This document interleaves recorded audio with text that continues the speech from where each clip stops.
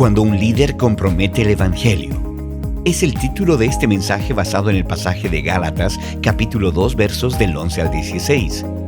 El apóstol Pablo describe cómo en una ocasión se sintió compelido a confrontar al apóstol Pedro públicamente, debido a que en un momento dado comenzó a comprometer la verdad del Evangelio. Pedro acostumbraba a comer con los gentiles de manera regular, hasta que llegó un grupo de judaizantes desde la ciudad de Jerusalén que insistían en que los gentiles estaban obligados a seguir las obras de la ley, incluyendo las leyes alimenticias para ser salvos. Este cambio de conducta de parte de Pedro causó que otros creyentes judíos se unieran a él en su hipocresía, y lo mismo ocurrió con Bernabé.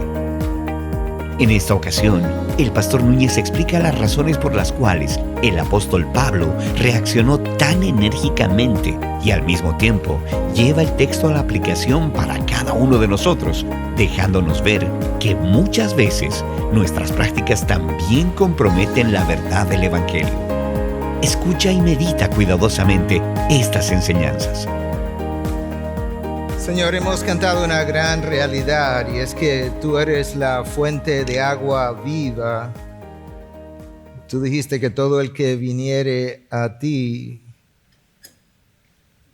no tendría sed jamás.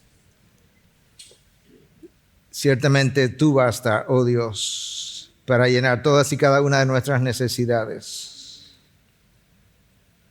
En ocasiones, si nos hemos encontrado sedientos después de venir a ti, no es porque te ha faltado agua viva, sino porque hemos cavado cisternas agrietadas que no retienen agua. Pero lo que tú das es infinitamente disponible. En otras palabras, tú tienes para dar a cada ser humano que venga a ti. Y al final, después de haber dado, tú estarás tan pleno como al principio. Tu fuente es inagotable. Tú eres incansable. Nosotros estamos aquí porque tú nos has convocado hoy a reunirnos. En primer lugar, para nosotros escuchar de ti. Nosotros somos los que estamos en necesidad.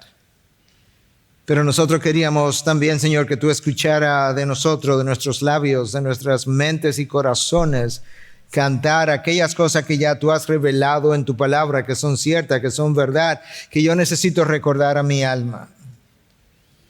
Y hoy hemos recordado cómo fuimos perdonados por tu sangre. Hemos sido recordados cómo tu sacrificio es suficiente, cómo tú basta. Y nosotros te damos gracias. Señor, ahora nosotros necesitamos, todos nosotros, necesitamos que tú abras el entendimiento para poder entender las cosas macroscópicas de tu palabra y las cosas que pudiéramos considerar nimiedades, pero que viniendo de ti no pueden ser pequeñas. Tu palabra es grande en sí misma, infinita, profunda hasta más no poder, como decimos nosotros, infinita en sabiduría.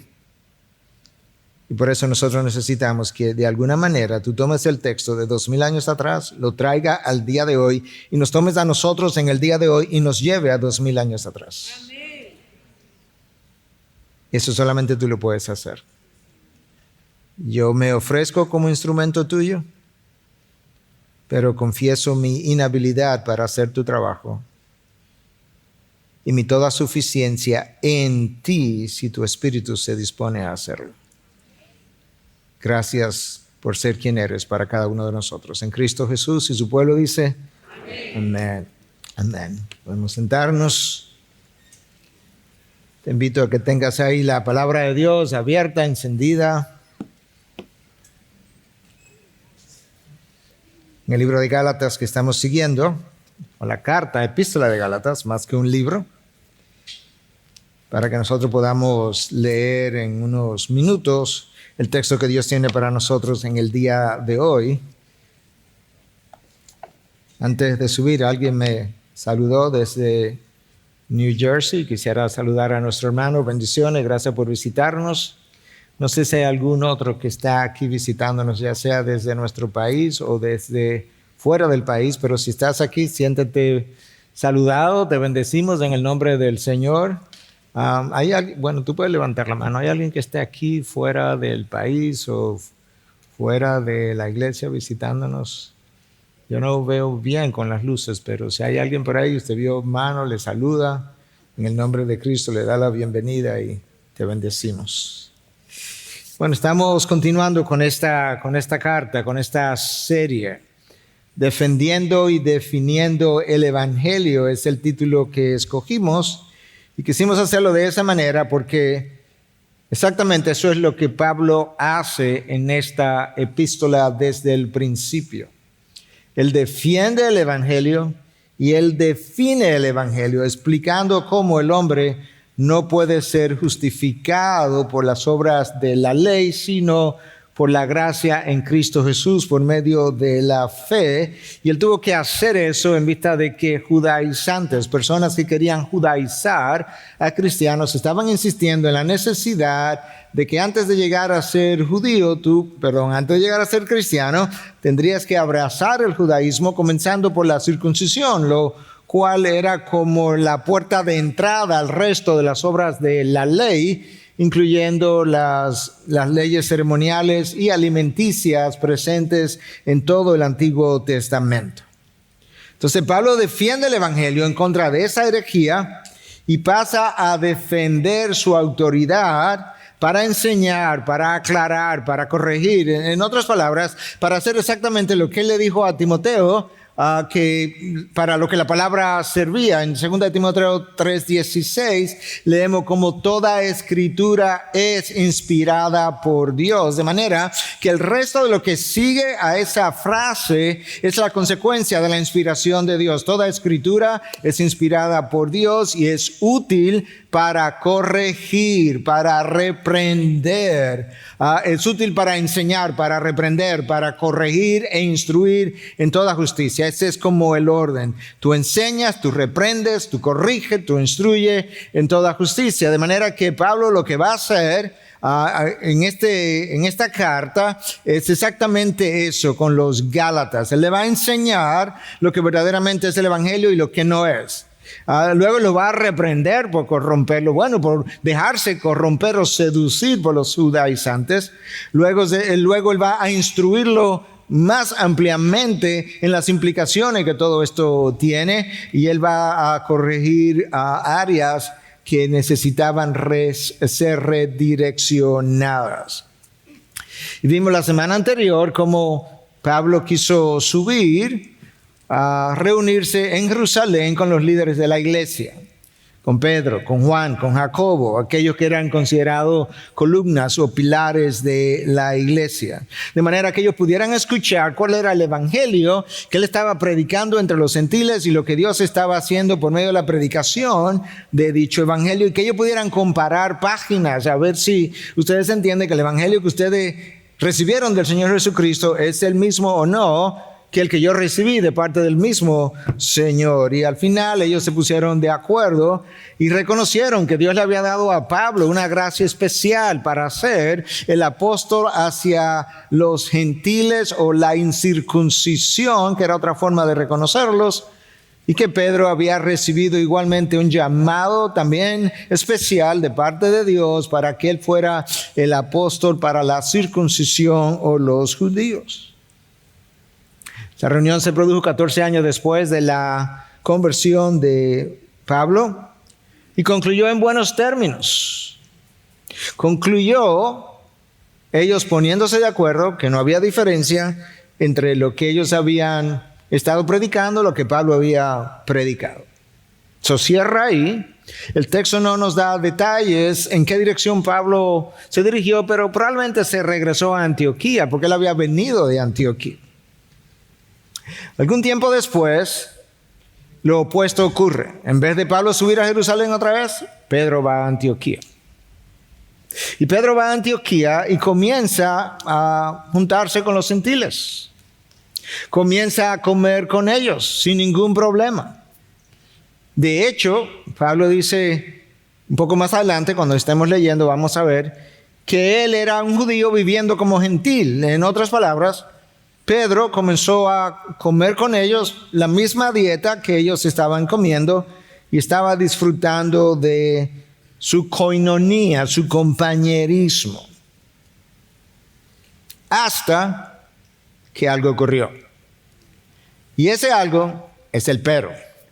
Entonces vamos a leer hoy del versículo 11 al versículo 15, al versículo 15, aunque lo que vamos a poner hasta el 14. Pero cuando Pedro vino a Antioquía, me opuse a él cara a cara, porque él era digno de ser censurado. Porque antes de venir algunos de parte de Jacobo, eso es Jerusalén, él comía con los gentiles.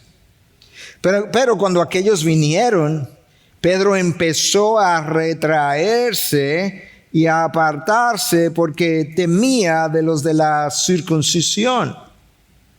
Y el resto de los judíos se le unió en su hipocresía de tal manera que aún Bernabé fue arrastrado por la hipocresía de ellos. Pero cuando vi que no andaban con rectitud en cuanto a la verdad del evangelio, ese es el problema. No andaban en rectitud con relación a la verdad del evangelio. Dije a Pedro delante de todos: si tú, siendo judío, vives como los gentiles y no como los judíos, ¿por qué obligas a los gentiles a vivir como judíos? Es como, esto no tiene sentido, Pedro. Nosotros somos judíos de nacimiento y no pecadores de entre los gentiles. Un versículo más, 16. Sin embargo, sabiendo que el hombre no es justificado por las obras de la ley, sino mediante la fe en Cristo Jesús, también nosotros hemos creído en Cristo Jesús para que seamos justificados por la fe en Cristo y no por las obras de la ley.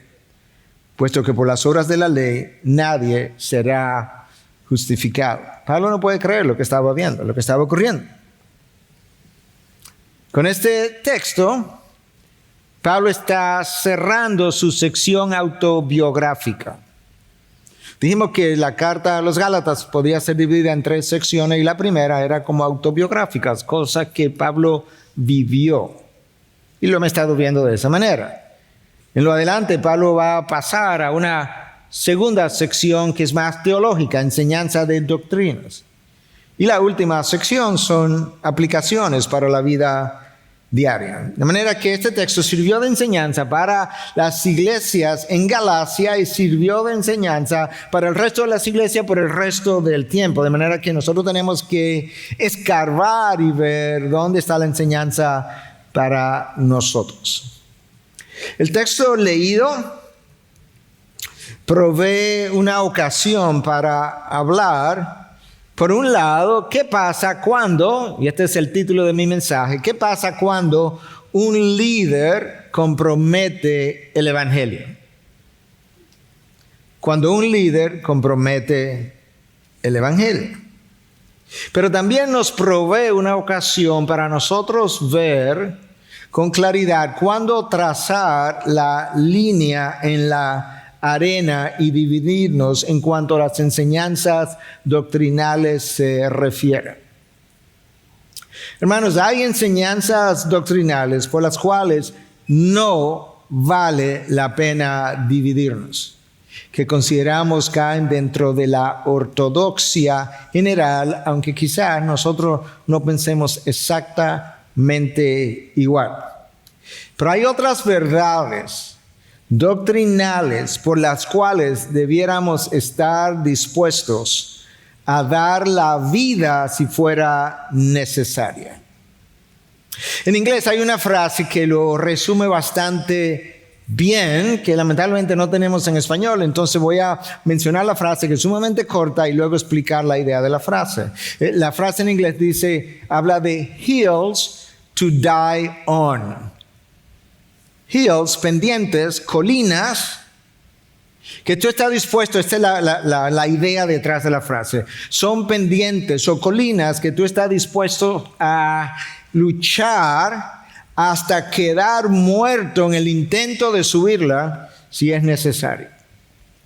Entonces, de esa misma forma, se habla de que hay colinas pendientes que no vale la pena tratar de subirlas y hasta el punto de perder tu vida o de dividirte de tu hermano. Pero hay otras en las que tú tienes que luchar y luchar aun si te muere en el intento de escalarla. De esto está hablando este texto. Es una de esas pendientes o colinas. El evento se da en la ciudad de Antioquía. Quizás este sea uno de los eventos más dramáticos del Nuevo Testamento, ciertamente de las epístolas, quizás de todo el Nuevo Testamento, por los elementos que están involucrados. Se da en la ciudad de Antioquía, la tercera ciudad más importante en el Imperio Romano, detrás de Roma y Alejandría. Algunos han estimado o estimaron su población en unas 500,000 personas, que para la antigüedad eso es muchísima gente. Otros han sido más conservadores y han hablado de 200,000, 300,000 personas, y algunos piensan que hasta un 10% de la población probablemente era judía, lo que implica que cuando esta iglesia surge, con toda probabilidad, había en la membresía una mezcla de gentiles y judíos. Esta fue una ciudad importante en todo el sentido de la palabra, su tamaño, las rutas comerciales, también porque en esta ciudad es donde por primera vez los gentiles comienzan a abrazar el evangelio, de acuerdo a lo que leemos en Hechos 11, del versículo 19 al 21. Es en esta ciudad donde por primera vez a los seguidores de Cristo se les llama cristianos. Hasta este momento, hasta que esta ciudad comenzó a reverdecer, a los creyentes no se les llamaba como tal, no se les llamaba como cristianos. De hecho, se pensaba que eran una secta del judaísmo. La iglesia de Antioquía reemplazó a la iglesia de Jerusalén, no por competencia, sino que se convirtió en el centro de evangelización del Imperio Romano. Entonces, en esa ciudad tan vital, de donde Pablo salió en cada uno de sus viajes, se produce un encontronazo, esa es la palabra, entre dos apóstoles. Y no dos apóstoles cualquiera. Entre Pedro, el apóstol de la circuncisión o a los judíos, y Pablo, el apóstol de la incircuncisión a los gentiles. De hecho, el libro de los Hechos tú lo puedes dividir en dos. La primera parte, la figura central es Pedro. La segunda parte, Pedro como que desaparece, entre comillas, del mapa, y la figura primordial es Pablo. Claro, porque en la primera parte Jerusalén es la iglesia madre, en la segunda parte Antioquía es la iglesia madre, y Lucas escribió el libro de los Hechos y andaba con Pablo en sus viajes. De manera que aquí ha ocurrido algo vital, y es dramático no solamente por el encontronazo entre estas dos figuras, sino que lo que estaba pasando ponía en juego dos cosas vitales: el evangelio de Cristo y la iglesia, y la unidad de la iglesia de Cristo. ¿Ok? El encontronazo que se produce entre estos dos apóstoles tenía en juego el evangelio de Cristo y amenazaba la unidad de la iglesia de Cristo. Una iglesia joven, incipiente, perseguida, no una buena idea de comenzar dividida. Entonces, ¿qué fue lo que ocurrió? Bueno, el texto dice que Pedro visitó Antioquía en un momento dado, no nos especifica exactamente cuándo. Cuando él llega a Antioquía, él se encuentra con que hay gentiles que están creyendo. Ese es el reporte que él recibió de Pablo y de Bernabé. Lo encuentra correcto, se une a ellos y dice el texto que leímos que él comía con los gentiles. El verbo comía está en el tiempo imperfecto, lo que implica, sobre todo en el lenguaje original, que Pedro tenía por costumbre comer con gentiles. No fue como que a Pedro lo invitaron una vez, él fue y no tuvo problema con ir. No, esta era su costumbre, como debía ser. Porque Pedro había entendido algo vía una visión que le había recibido. Hicimos alusión a esa visión, pero te voy a recordar algo y te voy a ampliar algo de la misma. En Hechos 10 y 11 nosotros tenemos que Pedro estaba en Jope y en una ocasión de repente él entra en un éxtasis. Esa es la palabra que el texto usa. O sea, él no sabía exactamente qué estaba pasando. Y él recibe una visión. En la visión hay un gran lienzo, como si fuera una lona, como decimos nosotros. Y en ese lienzo había, escucha, te lo voy a leer. Había en él toda clase de cuadrúpedos y reptiles de la tierra y aves del cielo. Y oyó una voz: levántate, Pedro, mata y come.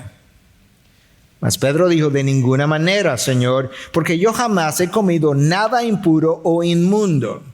O sea, estos alimentos no son para nosotros los judíos. Yo nunca he violado la ley en cuanto a las leyes alimenticias, de manera que en esta visión yo no lo voy a hacer tampoco.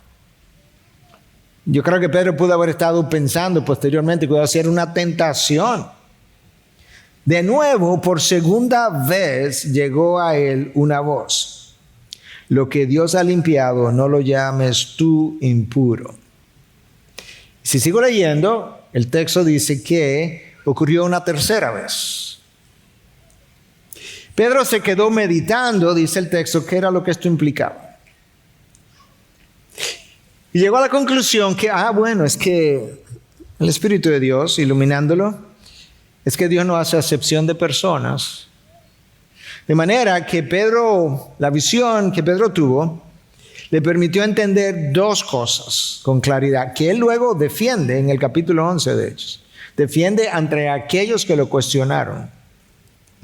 Y es que, como Dios no hace acepción de personas, los gentiles pasarían a ser parte del pueblo de Dios, aquellos que creyeran. Pero él llegó a entender otra cosa. Se terminaron las leyes alimenticias del Antiguo Testamento. Lo que está en este lienzo, Dios lo limpió. Y ahora, Pedro, tú puedes comer como quieras, con quien tú quieras. Los gentiles forman parte del pueblo de Dios. Las leyes alimenticias del Antiguo Testamento quedaron abolidas con la muerte y resurrección de Cristo. Nosotros pudiéramos pensar que eso era como, bueno, ¿cuál era como la gran cosa? No. Esto no era un asunto solamente cultural. Para nada. El comer para los judíos era algo sagrado. ¿Qué tenía de sagrado el comer? Ordenado por Dios.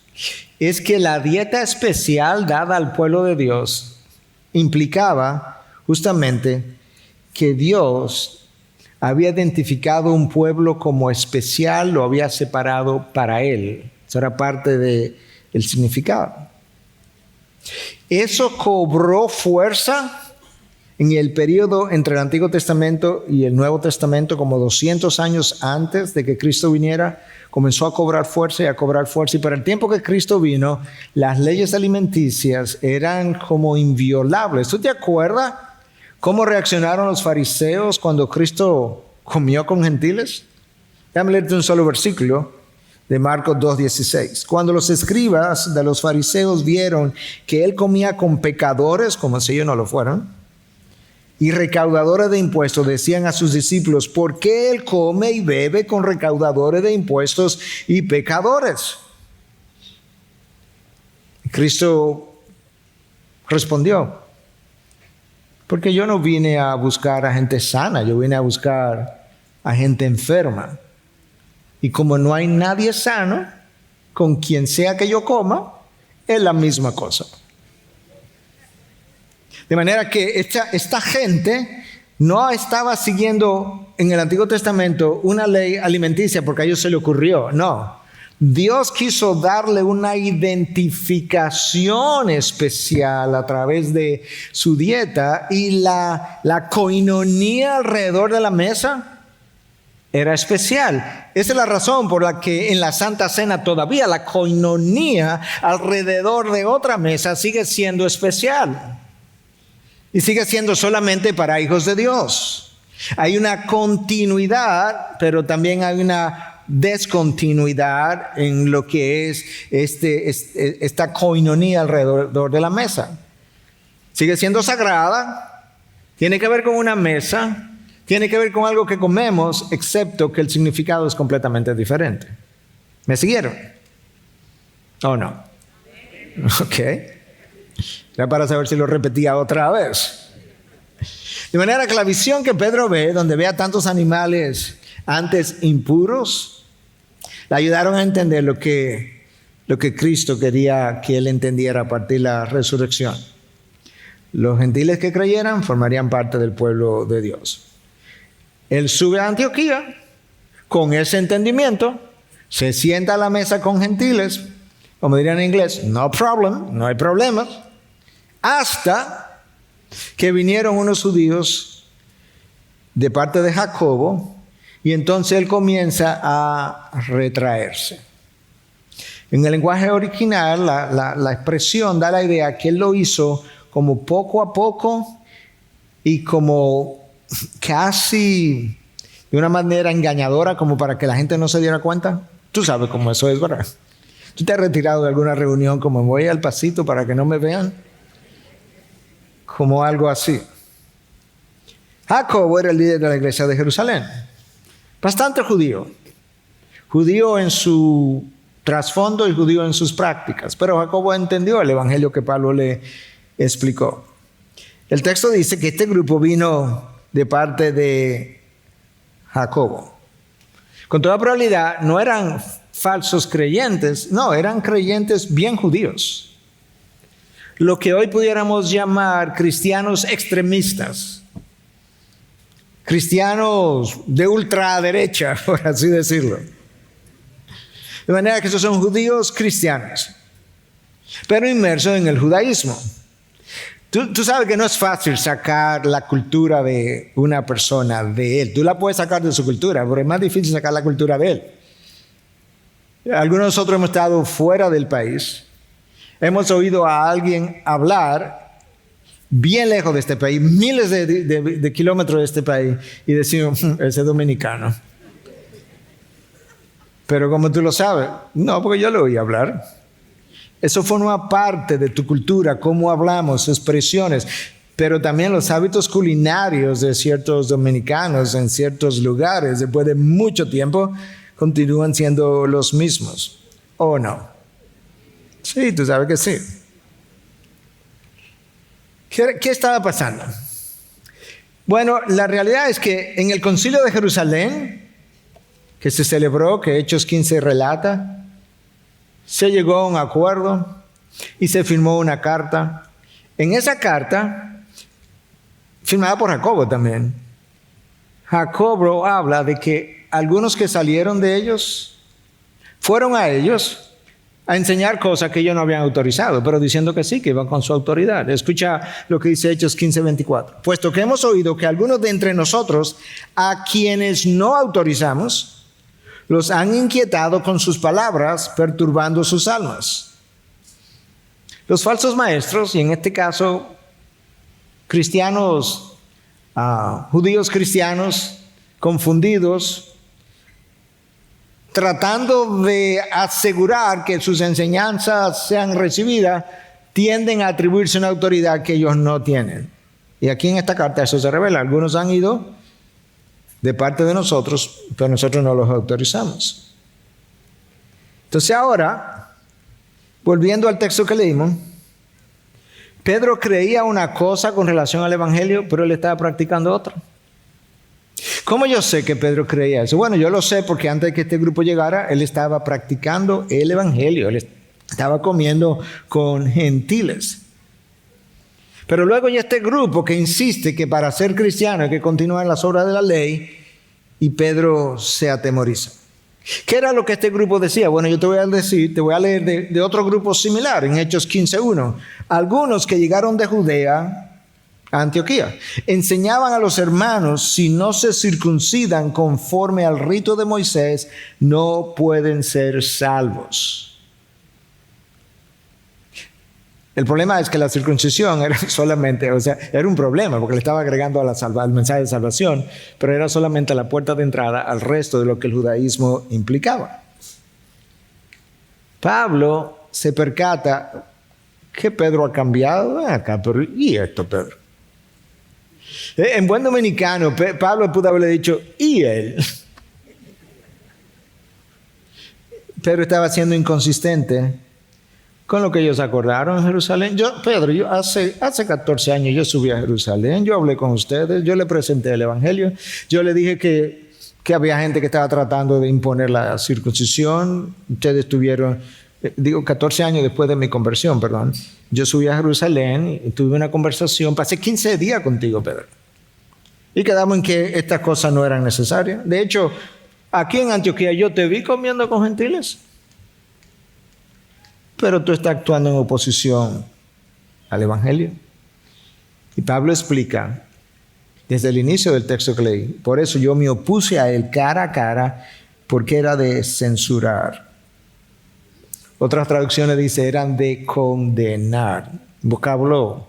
Por eso te dije que esto es un evento dramático. O sea, Pablo le dice a Pedro, cara a cara, tú eres de condenar, tú eres de censurar. Con esto, Pablo está una vez más afirmando que la Escritura es útil para enseñar y corregir, para enseñar y reprender, para instruir en toda buena obra, aún a un apóstol si él se desvía de la Escritura. Pablo reaccionó muy enérgicamente y quizás tú lees eso y dices, pero ven acá, Pablo, ¿por qué tú reaccionas de esa manera? Él es un líder, ¿por qué tú no lo haces en privado? Quizás Pedro lo que tenía era simplemente temor. Pero yo creo que para entender la reacción enérgica de Pablo, hay que ver todo lo que estaba siendo violado y todo lo que estaba siendo puesto en juego. Déjame mostrarte una a una. Con esa acción, Pedro estaba actuando, en primer lugar, contrario a la visión que él recibió.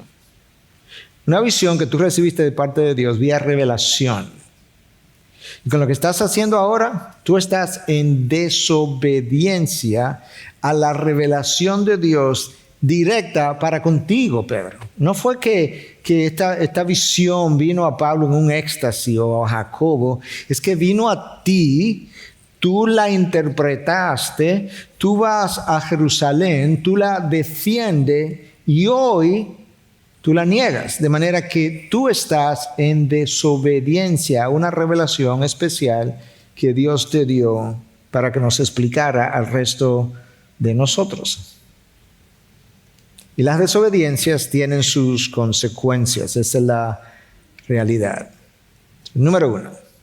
Número 2, Pedro estaba actuando contrario a lo acordado en Jerusalén cuando Pablo subió.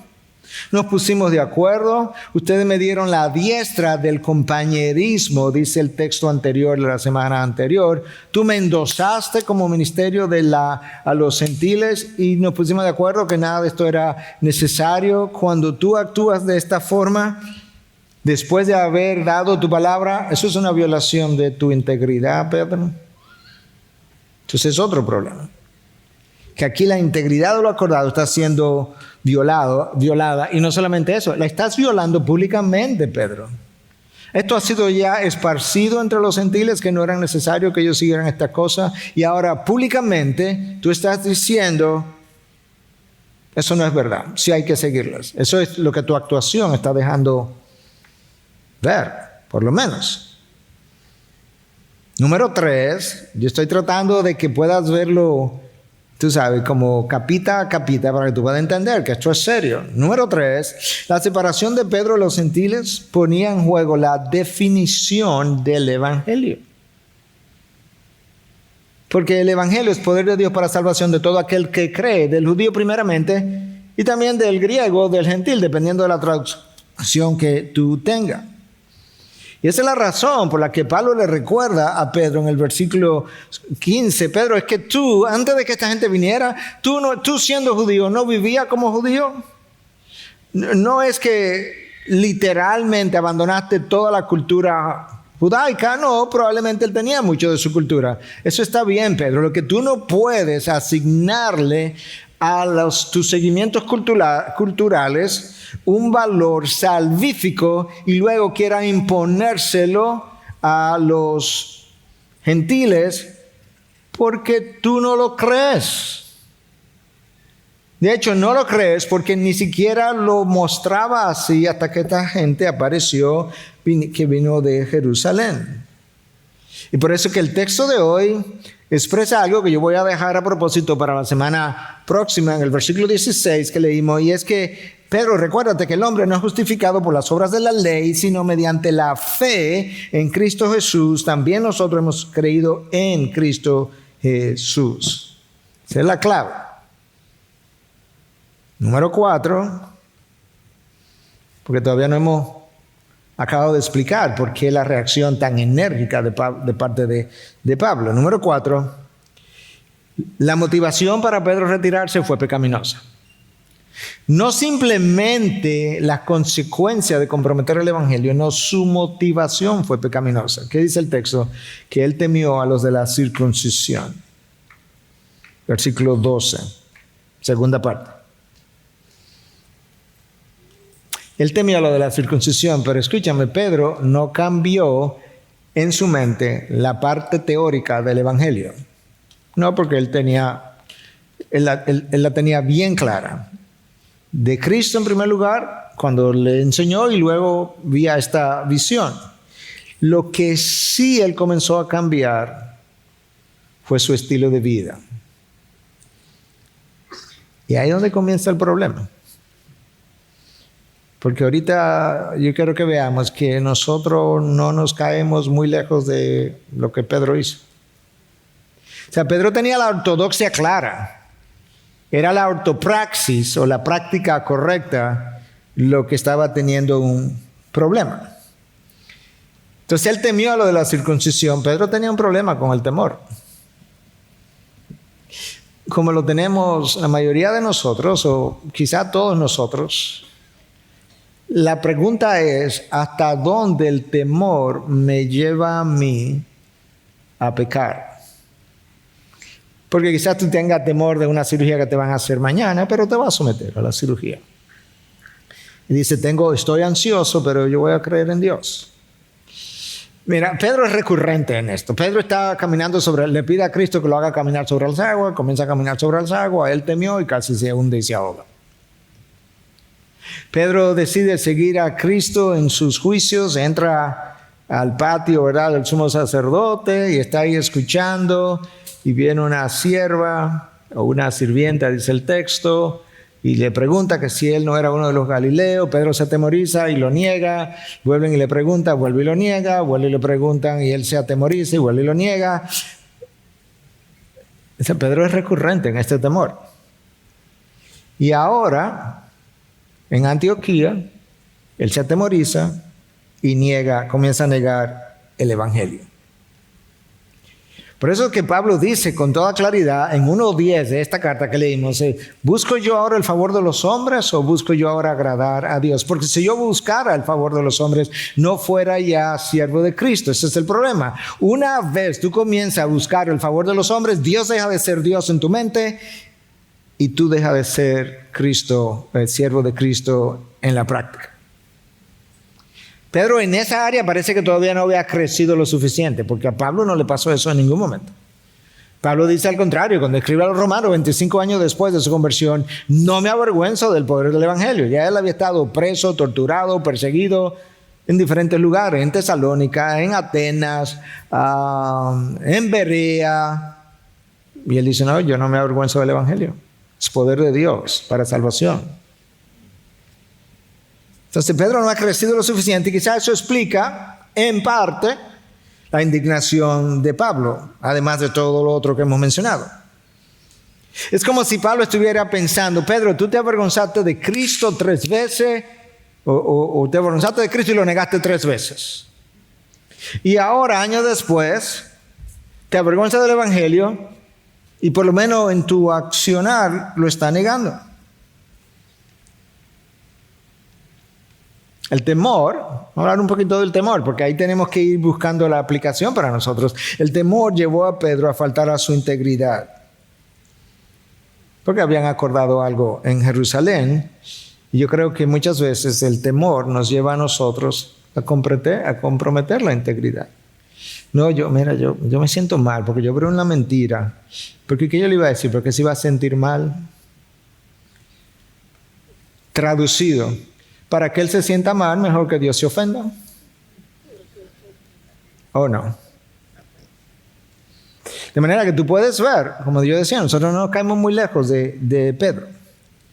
El temor llevó a Pedro a la desobediencia, como si él nunca hubiese tenido aquella visión. El temor te ha llevado a ti y llevó a Pedro a romper su lealtad a Dios. Cristo, no lo conozco. A ese que están juzgando ustedes, no, yo no, de hecho nunca lo había visto. El temor te lleva a romper tu lealtad a Dios. Tú juras cosas a Dios que luego las rompes. El temor llevó a Pedro a regresar. Pedro retrocedió en el tiempo con esto.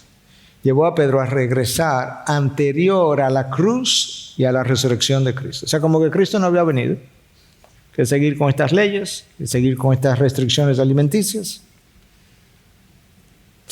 El temor llevó a Pedro a despreciar a sus hermanos, los gentiles, con quienes él comía. Déjame ver si yo puedo traer esto como para que podamos sentirlo de cerca. Suponte que nosotros tengamos aquí en la congregación hermanos haitianos que hemos tenido y ojalá sigamos teniendo. Y como son miembros nuestros, le amamos, nos juntamos con ellos, celebramos con ellos, comemos con ellos, vamos a sus cumpleaños, ellos vienen a los de nosotros, tenemos Santa Cena junta. Y de repente hay un grupo de cristianos que viene, no sé, de Santiago, por escoger una ciudad, segunda ciudad del país. Entonces, de repente, el pastor Miguel, o el diácono fulano, o el anciano tal, decide que él no se va a juntar con esos hermanos haitianos. ¿Cómo tú piensas que eso luciría? ¿Cuál sería la palabra? Horrible, horrendo. ¿Qué clase de pastor es ese? ¿Qué clase de anciano es ese? ¿Qué clase de diácono es ese? Es más, no vuelvo a esa iglesia. En este caso, ¿qué clase de apóstol es este? ¿Lo pudiste ver un poco más de cerca? El temor. Tú sabes que la palabra de Dios dice que el perfecto amor echa fuera todo temor, ¿cierto? Y eso es verdad, pero déjame decirte que también es verdad. El perfecto temor echa fuera todo amor. Déjame repetir eso otra vez. El perfecto amor de Dios echa fuera todo temor. De manera que yo tengo que experimentar eso de cerca para que me importe Dios más que los hombres. Pero el perfecto temor echa fuera todo amor. Cuando Pedro sintió temor, dejó de amar a Cristo y lo negó 3 veces. El negarlo es mejor que amarlo. Hasta ahí no llega mi amor. ¿Se ha oído esa expresión, verdad? Cuando Pedro sintió temor, cuando llegaron estos de Jerusalén, de Jacobo, él dejó de amar a sus hermanos gentiles, se apartó de ellos. El amor de Cristo convirtió a los rechazados, nosotros, en recibidos y aceptados, ¿cierto? Bueno, pues el temor de los hombres convierte a los aceptados ya en rechazados otra vez, como pasó con Pedro en la vida de Jesús y en la vida de los gentiles. Lo que ocurre es que el temor, no hay nada como el temor para aumentar nuestro egocentrismo. No hay nada como el temor para que tú concluyas, aunque no lo digas, pero lo sientes. No, esto se trata de mí, no me importa nadie más. ¿Tú sabes cómo yo ilustro eso continuamente en consejería? Tú estás en un barco El barco comienza a hundirse, hay 500 salvavidas y hay 100 personas. ¿Qué tú piensas que comenzaría a ocurrir entre aquellos que están tratando de que nos salvemos? Que cada cual comienza, mira, aquí hay un salvavidas, mira, pero toma este, y sobraban 400, ¿por qué no? Pero vamos a invertirlo ahora. Hay 500 personas y hay 100 salvavidas. ¿Tú sabes lo que va a ocurrir? Que sálvese quien pueda, y va a haber pleito, mordida, trompadas, galletas, patadas y todo por el salvavidas. Porque el temor alimenta tu egocentrismo. ¿Lo pudiste ver? Entonces ahora Pedro se atemorizó y él dijo, bueno, yo no voy a arriesgar el que estos judíos vayan y le den un mal reporte a Jacobo ahora de parte de lo que yo estaba haciendo con él.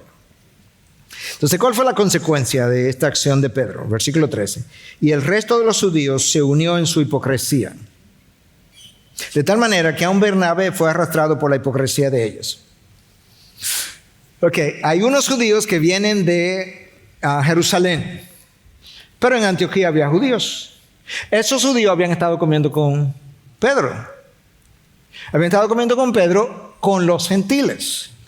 Cuando ellos ven que Pedro el apóstol comienza a retirarse, el resto de los judíos que ya también habían abrazado la visión de Pedro dijeron, no, pero vamos a hacer lo mismo. Lo peor de todo es que Bernabé fue arrastrado por ellos. Espérate, Bernabé se unió a su hipocresía. Grant Osborne dice lo siguiente de la hipocresía con relación a este texto.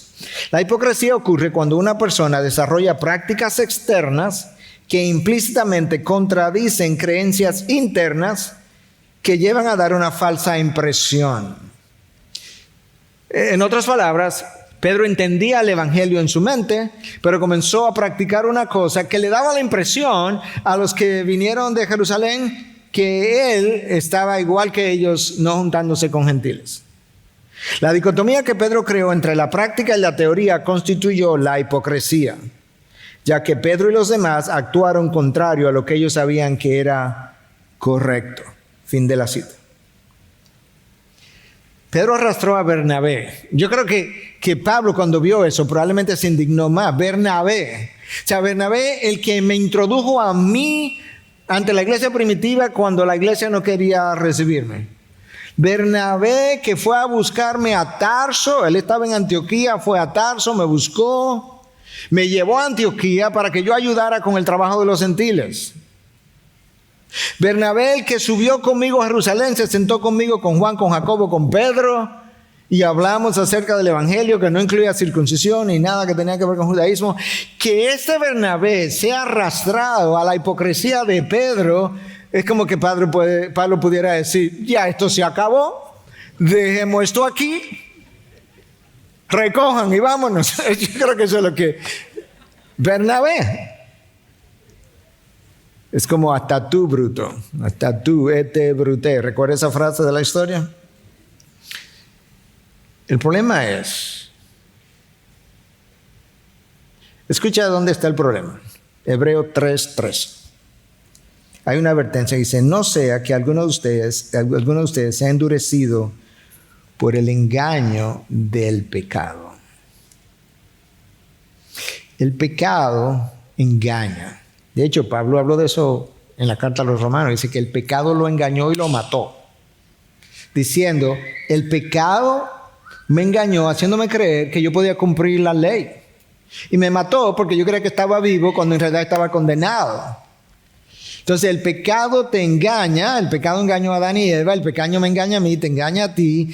Y la práctica del pecado en el tiempo endurece a la persona hacia Dios y hacia los demás. Hebreo 3:13, no sea que alguno de ustedes sea endurecido por el engaño del pecado. El problema es que el pecado, la práctica del pecado, nos lleva, cuando tú practicas algo una y otra vez, tu conciencia se va insensibilizando y la acepta como normal. Por eso es que cosas que muy erradas en tu familia, cuando tú la ves y la practica, cuando ves a otro haciendo lo mismo, o tú mismo la practicas, tú no encuentras que es una cosa de gran tamaño, porque tú creciste así. Lo mismo ocurre en nuestra cultura. Hasta que tú sales fuera, te pasas unos años fuera, y luego tú miras tu cultura y dices, yo no puedo creer que los dominicanos vivan así. Bueno, pero así tú y yo vivimos también, en un momento dado. Entonces, ¿cuál fue la reacción de Pablo? Versículo 14. Cuando vi que no andaban con rectitud, o sea, Pedro, el resto de los judíos, Bernabé, cuando vi que no andaban con rectitud en cuanto a la verdad del evangelio, dije a Pedro delante de todos, si tú, siendo judío, vive como los gentiles y no como los judíos, ¿por qué obliga a los gentiles a vivir como judíos? El problema fue el estilo de vida. El estilo de vida que Pedro cambió no era conforme al evangelio. Cuando el evangelio está en juego, Pablo no estaba dispuesto a ponerse de acuerdo, a congeniar. No, así no. Pablo dice, yo te lo leí la semana pasada, lo voy a leer de forma abreviada en 1 Corintios 9, 20 al 22. A los judíos me dice como judío, a los que estaban bajo la ley me dice como que yo estaba bajo la ley, a los que estaban sin ley me dice como que yo estaba sin ley, a los débiles me dice como débil. Es más, a todo yo me hice todo. Por amor al evangelio. Ahí está la clave. Por amor al evangelio, yo cedí en múltiples cosas. Ahora, Pablo fue acusado, herido, maltratado, malentendido, apresado, torturado, rechazado, perseguido, menospreciado, calumniado, cuestionado, decepcionado. Y Pablo dijo, todo eso yo lo paso por alto, yo lo perdono. Eso tiene que ver conmigo, eso no importa. Por eso que él dice que él se hizo a los judíos como judío, él hizo de todo. Pero el evangelio es uno de esos hills to die on, una de esas colinas pendientes que tú luchas y luchas y luchas por subir, aunque te mueras en el intento. Ahí yo no voy a ceder. Y eso es lo que está ocurriendo aquí. Entonces el evangelio tiene una definición teórica, pero se supone que tiene una práctica. Y Pedro estaba comprometiendo el evangelio en la práctica, no en la teoría, y eso es hipocresía. Eso es a lo que Pablo llamó hipocresía. Si la teoría y la práctica no son congruentes, no congruen, eso es hipocresía. Déjame decir eso otra vez, porque lo vamos a ver aplicado una vez más a nuestras vidas. Si la teoría, lo que yo creo, y la práctica no son congruentes, eso es hipocresía. Entonces, se supone que el evangelio me llama a amar al prójimo.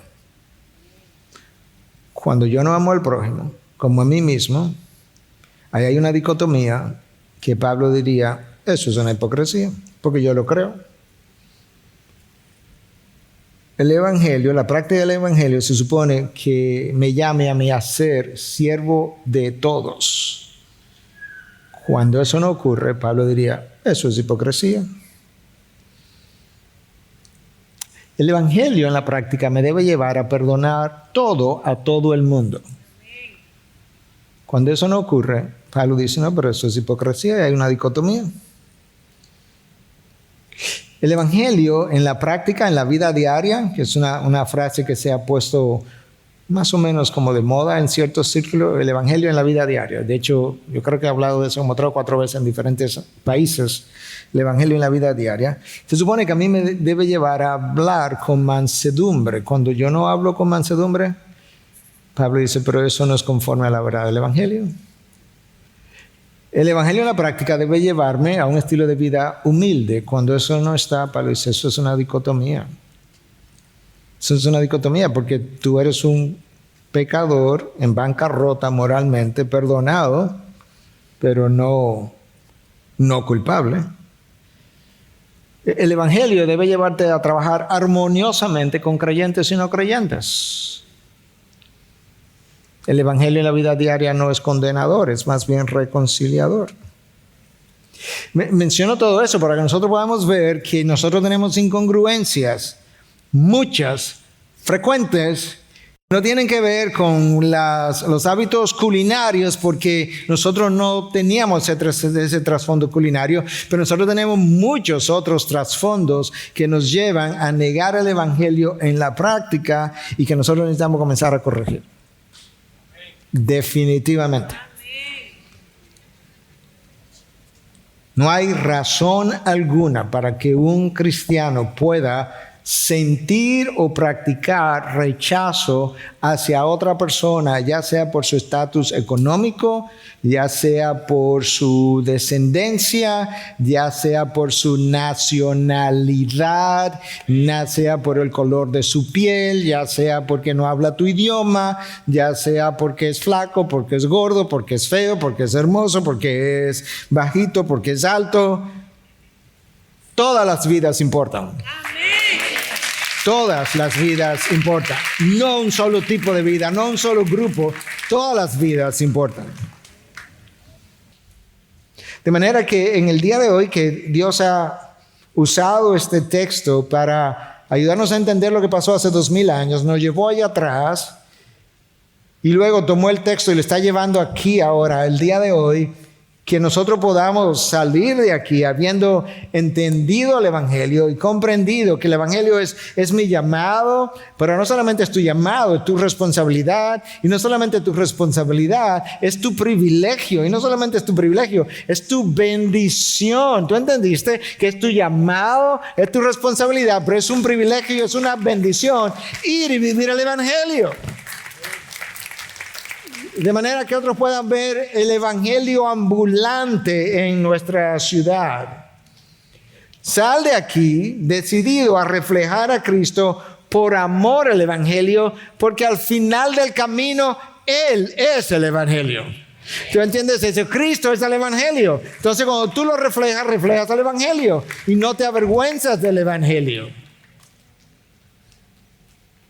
De tal forma que yo tengo que permitir que el evangelio cale profundamente en mi mente, trabaje sus implicaciones, y quien hace eso es el Espíritu de Dios que mora en mí en respuesta a la rendición de mi voluntad a su trabajo. De manera que eso requiere literalmente que yo finalmente acabe de morir a mí mismo y deje que Cristo viva en mí, de tal forma que tú puedas decir con el apóstol Pablo: es Cristo en mí, no soy yo, pero Cristo que vive en mí o a través de mí. Es la vida de Cristo a través de la tuya. Que Dios use su palabra en el día de hoy para ayudarme a entender varias cosas. En Cristo yo estoy completo.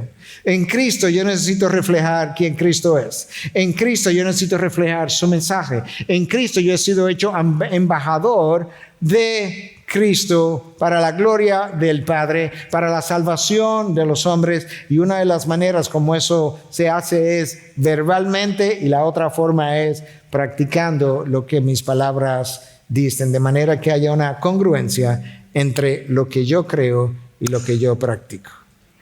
Padre, gracias, porque ciertamente en Cristo completo estoy. Padre, gracias porque el temor a la condenación, el temor a no ser recibido, a ser rechazado, el temor de no poder cumplir la ley, todo eso se ha ido, todo eso pasó. Pero hay otro temor que tiene que terminar de irse, Dios, y es el temor a los hombres. Yo te pido, junto con mis hermanos, que por amor a Cristo, que a través de ese espíritu, no de cobardía, sino de valor, de dominio propio, de coraje, tú nos permita nunca avergonzarnos del evangelio, sino más bien reflejar. Gracias por hacerme completo en ti. Y su pueblo dice: amén. Bendiciones.